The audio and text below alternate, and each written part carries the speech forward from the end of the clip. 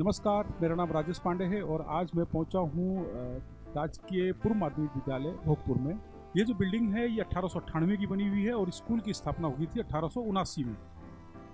तो आज से 143 साल पहले स्कूल की स्थापना हुई थी और 124 साल पहले ये बिल्डिंग बनी थी।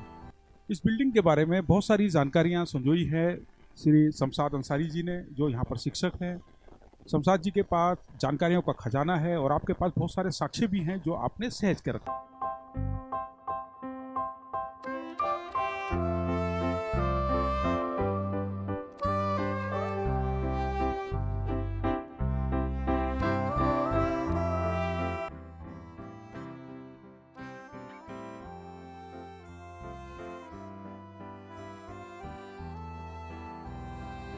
तो गुरुजी, जो आप मुझे स्कूल के जो साक्ष्य की बात आप बता रहे थे कि कौन कौन से साक्ष्य आपको मिले हैं? जैसे इस स्कूल में हमारे मामा जब मेरी नियुक्ति हुई तो उन्होंने बताया है, मेरे मामा जी सन 1931 में इसमें मिडिल क्लास में पढ़े हैं, मिडिल तक उन्होंने यहाँ से किया है। तो उन्होंने ये बताया था कि हम जब यहाँ पढ़ते थे तो ये बिल्डिंग उस समय भी ऐसी ही बनी हुई थी जैसी आज दिखाई दे रही है। और एक गुल्लर के पेड़ का भी मैंने जिक्र किया है, वो भी उस समय वैसे ही हुआ करता था। और चूँकि इसकी एक सीलिंग थी छत में लगी, उस सीलिंग पे हमने सन 1879 लिखा हुआ देखा था। तो हमने ये समझा उस समय कि शायद ये सीलिंग जब लगी तब 1879 या 1800 ऐसा हम लोग महसूस होता था हमको। जो ये ऐतिहासिक इमारत है और मैं देख रहा हूँ कि अभी भी बहुत पुख्ता इमारत के तौर पर दिखाई दे रही है, तो क्या आपने विभाग से या और सामाजिक संस्थाओं से, उन सब से क्या आपने कोई गुजारिश की है कि इसको संरक्षित किया जाए? क्या होना चाहिए? बिल्कुल इसको धरोहर के रूप में संरक्षित किया जाए। और मेरा मानना तो ये है कि अभी इसमें इतनी बढ़िया बिल्डिंग है, इसको किसी भी तरह से थोड़ा सा आपको मैं निर्माण करके और इसके अंदर कोई म्यूजियम जिसमें मेरा अपना मानना है, जिसमें उत्तराखंड की पौराणिक चीज़ें, जैसे आपका ये होता है पौराणिक चीज़ों में, जैसे आपका चक्की होती है, हुक्का होता है, बाणा होता है, पाठा होता है, ये सब चीज़ें जो इसमें दिखाई जाए, रखी जाए। अच्छा, जो आप रिकॉर्ड की बात कर रहे हैं, तो ये रिकॉर्ड आपके पास जो सबसे पुराना रिकॉर्ड किस समय का है? ये लगभग 1910 से हमारे पास, चूँकि यहाँ प्राइमरी भी चलता था, प्राथमिक विद्यालय, तो उसका 1910 से भी रिकॉर्ड हमारे पास में है यहाँ। और जूनियर हाई स्कूल का भी रिकॉर्ड हमारे पास में है। तो गतिविधियों की हम बात करते हैं कि क्या क्या गतिविधियाँ थी। जैसे आप मुझे जरीब दिखा रहे हैं, तो ये कृषि भूमि नापने के लिए होती है। क्योंकि यहाँ एक सब्जेक्ट अलग से होता था, कृषि।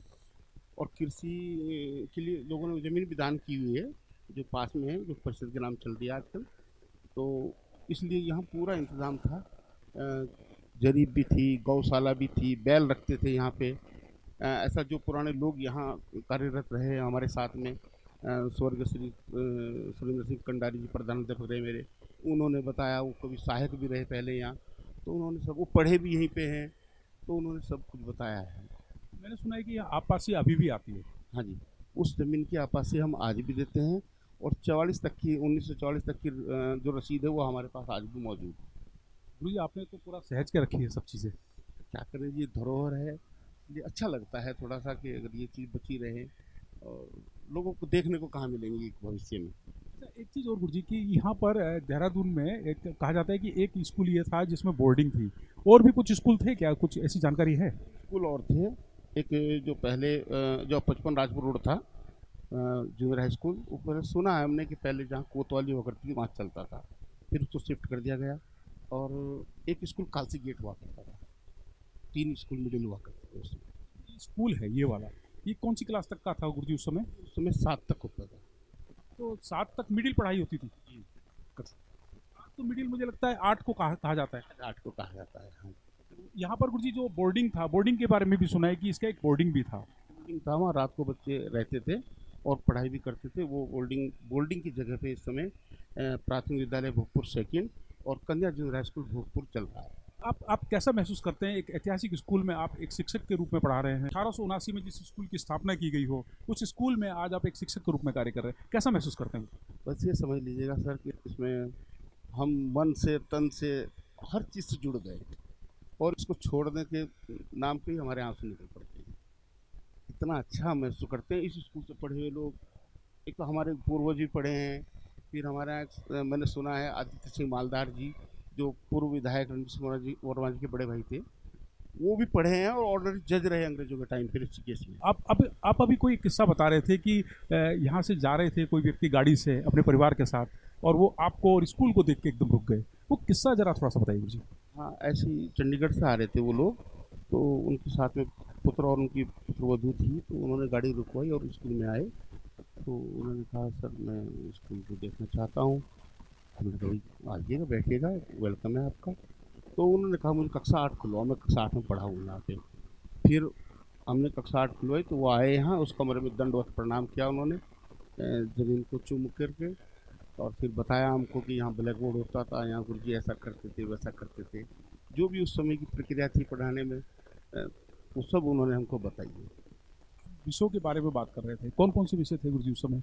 उसमें विषय सब थे, लेकिन एक कृषि अलग से यहाँ विषय हुआ करता था। उर्दू भी पढ़ाई जाती थी? उर्दू भी पढ़ाई जाती थी, उर्दू आज भी पढ़ाई जाती है। जो साक्ष्य हैं, जो हमारे पास डॉक्यूमेंट हैं, वो डॉक्यूमेंट किस भाषा में? जो शुरू के जो प्रवेश हैं वो उर्दू में ही है हमारे यहाँ, तमाम सब उर्दू में है। अच्छा, आपको इन साक्ष्यों से पता लगता है कि कौन से व्यक्ति टीचर रहे होंगे यहाँ पर? एक दफ़े कागज़ पढ़ा था मैंने यहाँ पे, तो सन 1924 अगस्त सन 1904 का मुआयना था वो, लेकिन था वो शकीस्ता उर्दू में। ये उर्दू आम उर्दू नहीं थी, जिसको मैं भी नहीं पढ़ सकता था। तो उसमें लिखा हुआ था कि आज 24 अगस्त सन 1904 को इस स्कूल का मुआयना किया गया, और जिसमें ब्रिजलाल पंडित जी हेड मुदर्रिस हुआ करते। थानों की मैंने जानकारी की, बाद में पता लगा वो थानों के रहने वाले थे। एक जानकारी और गुरुजी, जैसे कि आप बता रहे थे कि कृषि की गतिविधियाँ चलती थी, एक 5 बीघा लगभग कृषि होती थी, बच्चे कृषि करते थे, सीखते थे, मुआयना भी हुआ करता था। तो मुआयना किन का था, वो थोड़ा सा बता रहे थे? हमारे यहाँ जो मुआयना होता था उसमें रजिस्टर में बाकायदा दर्ज है आज भी। उनका जैसे कृषि पर्यवेक्षक होते थे, सहायक कृषि पर्यवेक्षक देहरादून, वो आते थे, हमारे DIO साहब आते थे, जिला शिक्षा अधिकारी आते थे, वो सब उनके मुआयने लिखे हुए हैं वहाँ पे। और जो भी रिकॉर्ड होता था उसमें कृषि अध्यापक एक अलग से नियुक्त होते थे, और उस कृषि अध्यापक को गवर्नमेंट का टीचर माना जाता था। हाँ, उसमें बाकी परिषद के वो सिर्फ गवर्नमेंट के होते थे। और आखिरी कृषि अध्यापक के रूप में यहाँ श्री शांति प्रसाद गौड़ जी रहे। हाँ, जो यहाँ सेवानिवृत्त हुए और वो इस दुनिया में नहीं, स्वर्गीय हो गए हैं, तो वो यहाँ से रिटायर हुए आखिरी कृषि अध्यापक के रूप में। ये जो राइटिंग देख रहा हूँ गुरुजी, वो राइटिंग तो इतनी नायाब है कि देख के लग रहा है कि किसी ने कंप्यूटर से कुछ टाइप किया है। उस समय होल्डर से लिखते थे और बेहतरीन स्याही से लिखा गया। आज भी एक एक शब्द पढ़ने में आता है। लाइब्रेरी भी होती थी यहाँ? हाँ, एक दफ़े कोई लखनऊ से कोई अधिकारी आए थे, उन्होंने कहा भी लाइब्रेरी है, तो चूँकि वो छिन भिन हो गई बाद में, लेकिन उसकी कुछ शब्दकोश मेरे पास मैंने देखे हैं यहाँ पे। जैसे भार्गव का देखा है, एक उर्दू की डिक्शनरी देखी है, लुगत किशोरी, लुगत किशोरी, और वो उर्दू की है, जिसको डिक्शनरी बोलते हैं, शब्दकोश।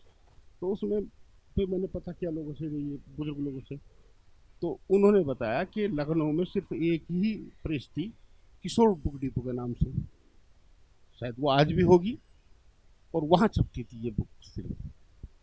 जी, आपने हमें बहुत सारी जानकारी दी इस स्कूल के बारे में, इस ऐतिहासिक इमारत के बारे में। और एक और अंतिम में एक चीज़ और बताइएगा कि बिल्डिंग का जो निर्माण है उसकी क्या शैली थी, क्या उसमें खनिज इस्तेमाल किया जाता था? इसमें पत्थर की चिनाई है और पत्थर चूने से चुना गया, लेकिन जो इसकी डाटबंदी हो रखी है, खिड़कियों की आर्च वगैरह बनी है, वो गुड़, उस समय गुड़, उड़द की दाल और जूट मिला करके उसकी पेठी बनाई जाती, पेठी बोलते थे उसको, और तब उससे डाट लो की जाती थी। ये जो गुलदर का पेड़ दिखाई दे रहा है मेरे पीछे, ये पहले हमारी फील्ड में हुआ करता था, क्योंकि सड़क चौड़ीकरण के कारण फील्ड से बाहर चला गया ये। तो हमारे मामा जी जिन्होंने यहाँ से मिडिल किया है, उनका नाम था कुतुबुद्दीन, सन 1931 में 32-33 में मिडिल किया है। उन्होंने बताया था कि ये पेड़ सन 1931 में भी ऐसा ही था। उस समय का तो ऐसा जानकारी नहीं है, लेकिन हाँ ये है कि 89 के बाद जब मैं यहाँ आऊँ तो 145 तक बच्चे हुए हैं हमारे सामने। उससे पहले बताते गुरुजी कंडारी जी प्रधानाध्यापक पढ़ते थे, श्री सुरेंद्र सिंह कंडारी जी, वो प्रधानाध्यापक हुआ करते थे। वो बताते उस समय मिशन तक के बच्चे भी यहीं पढ़ते थे और सेक्शन चलते थे। इतने बच्चे यहाँ पे थे के सेक्शन चलते थे, ए बी तीनों क्लास के सेक्शन अलग अलग।